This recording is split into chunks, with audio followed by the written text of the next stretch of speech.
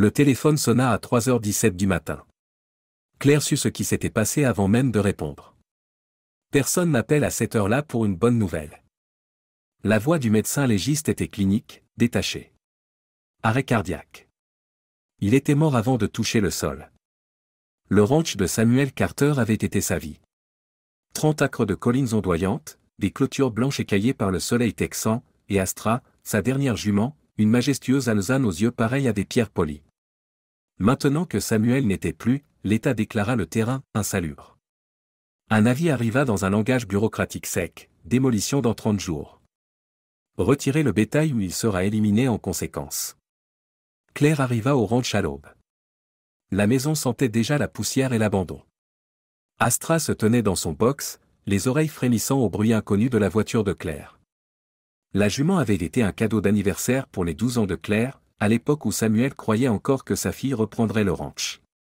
Avant l'école vétérinaire, avant les disputes, avant que Claire ne parte en ville et cesse de répondre à ses appels. Avant de continuer, abonnez-vous à la chaîne et dites-nous d'où vous venez. Voyons jusqu'où cette histoire a voyagé. Astra frotta son museau contre son épaule. Claire exhala, son souffle formant de la buée dans l'air froid du matin. « Tu viens avec moi » chuchota-t-elle. La remorque était trop petite. Astra se cabra, ses naseaux frémissant à l'odeur d'essence et de rouille.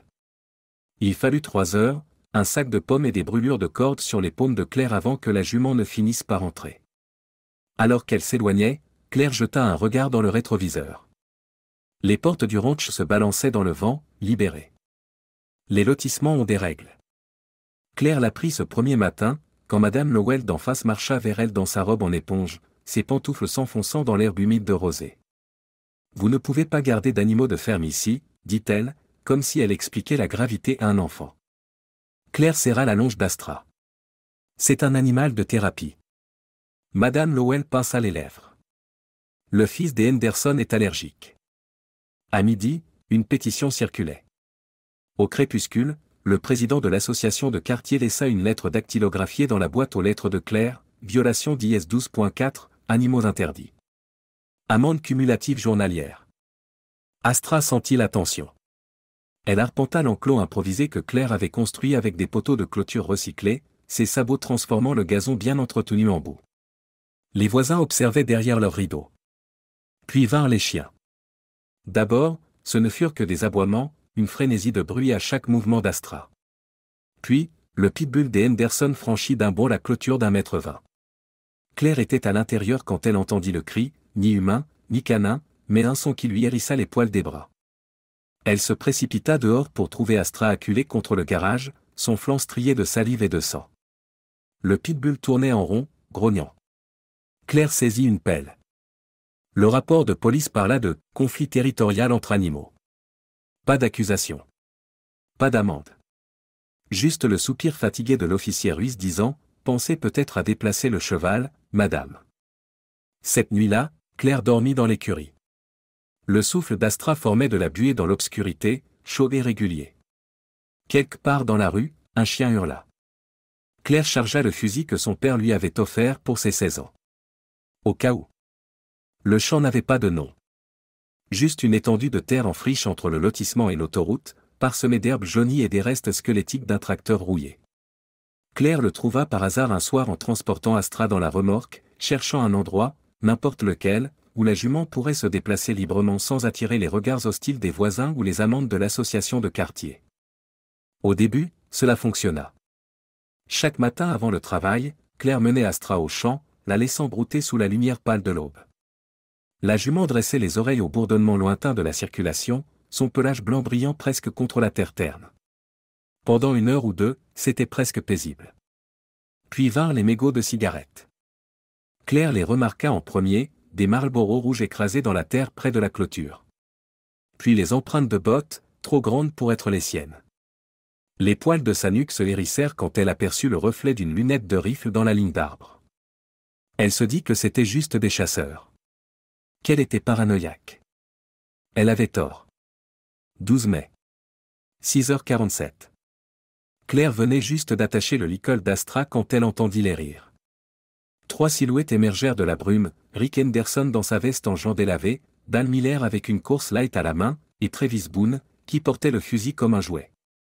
Eh bien, regarde ce qu'on a là, bredouilla Rick, son haleine empestant le whisky à 3 mètres de distance.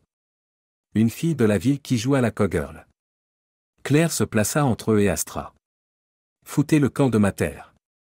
Travis leva le fusil. Le premier coup atteignit la jambe avant gauche d'Astra. La jument hennit, un son pareil à du bois qui se fend, et chancela. Le second coup traversa son jarret droit. Le sang gicla sur l'herbe tandis que ses jambes fléchissaient. Claire bondit, mais Rick la repoussa au sol, son genou enfoncé dans sa colonne vertébrale.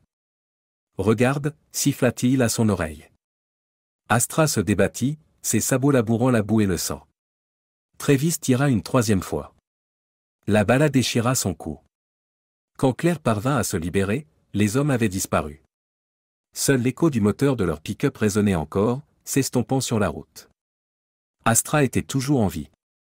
Son souffle n'était plus qu'un râle humide et saccadé. Un mélange de sang et de bave s'échappait de ses naseaux. Claire pressa ses mains sur la blessure béante au cou de la jument, mais le sang continuait de jaillir entre ses doigts, brûlant et implacable. Elle hurla à l'aide. Personne ne vint. Le vétérinaire arriva trop tard. Claire ne dormit pas. Elle passa la nuit à se laver les mains, essayant désespérément d'ôter le sang d'Astra, puis retourna au champ à l'aube. Les douilles étaient toujours là, du calibre .30-06 Springfield. Rare pour la chasse. Mais courant pour le fusil dont Travis se vantait au bar du coin. Elle photographia tout. Les traces de pneus, des Goodyear Wrangler, identiques à ceux du pick-up de Rick. Les empreintes de bottes, taille 46, avec une éraflure distinctive sur le talon gauche, les bottes de travail de Travis. Les images de la caméra de surveillance de la station-service à 1 kilomètre, montrant les 3 hommes acheter des munitions la veille. Puis elle se rendit au poste de police. L'officier lui soupira. « Vous avez des preuves solides ? Un témoin, par exemple ?» Claire fit glisser les photos sur son bureau. « La balle logée dans la colonne vertébrale de mon cheval, ça compte ?»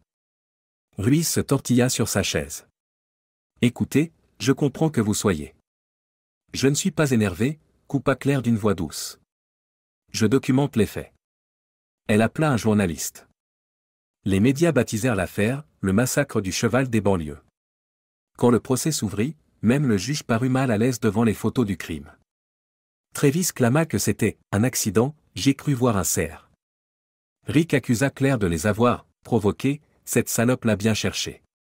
Dal, le maillon faible, craqua pendant l'interrogatoire. Le jury délibéra pendant 3 heures. Verdict, coupable. Peine, 7 ans de prison chacun. Le procès civil fut plus rapide, $100 000 pour préjudice moral et perte de propriété. Claire contempla le chèque, imaginant le sang d'Astra sous la pluie, s'infiltrant dans la terre, devenant partie intégrante du champ. Elle savait exactement comment utiliser cet argent. La première chose que Claire construisit fut la clôture. Pas la fragile barrière de banlieue qui avait échoué à protéger Astra, mais une solide palissade en chêne patiné, haute de 2 mètres, avec des verrous en fer qu'aucun chien ne pourrait sauter ni aucun ivrogne défoncer. Elle l'érigea à la limite du terrain, marquant la frontière entre ce qui lui appartenait et ce qu'on lui avait pris. Les voisins épiaient derrière leurs rideaux, leurs visages collés aux vitres comme des enfants devant un zoo. Puis vint l'écurie, une structure simple et robuste, au toit en pente et aux larges portes doubles, construite précisément là où Astra était tombée. Claire mélangea elle-même le béton, ses mains couvertes d'ampoules, travaillant jusqu'à ce que ses muscles brûlent et que sa vision se brouille.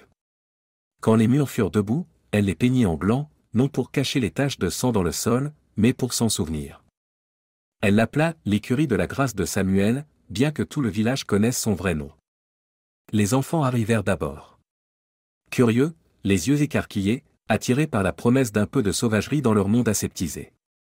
Claire leur apprit à brosser un cheval, à interpréter le mouvement d'une oreille, à bien se tenir en selle pour ne pas tomber. Elle ne leur demanda pas d'argent. En échange, elle voulait des histoires, sur leurs peurs, leurs rêves, ce qu'ils aimaient assez pour se battre. Les parents vinrent ensuite. Méfiants au début, puis reconnaissants. Certains s'excusèrent même, bien qu'aucun n'ait été de ceux qui avaient lâché leur chien ou détourné le regard face aux hommes armés. Claire accepta leurs paroles d'un hochement de tête, mais elle n'oublia jamais. Au crépuscule, quand le dernier enfant était parti et que l'écurie retombait dans le silence, Claire se rendait à l'extrémité du champ, là où l'herbe poussait le plus haut. Parfois, quand le vent soufflait dans la bonne direction, elle croyait entendre un doux bruit de sabots derrière elle. Elle ne se retournait jamais pour vérifier. Astra était partie. Mais la terre se souvenait. Et elle aussi. L'écurie se dressait à la fois comme un avertissement et une invitation, un lieu où le passé n'était pas enterré, mais dompté. N'oubliez pas de vous abonner et de laisser un like, ça compte beaucoup pour nous.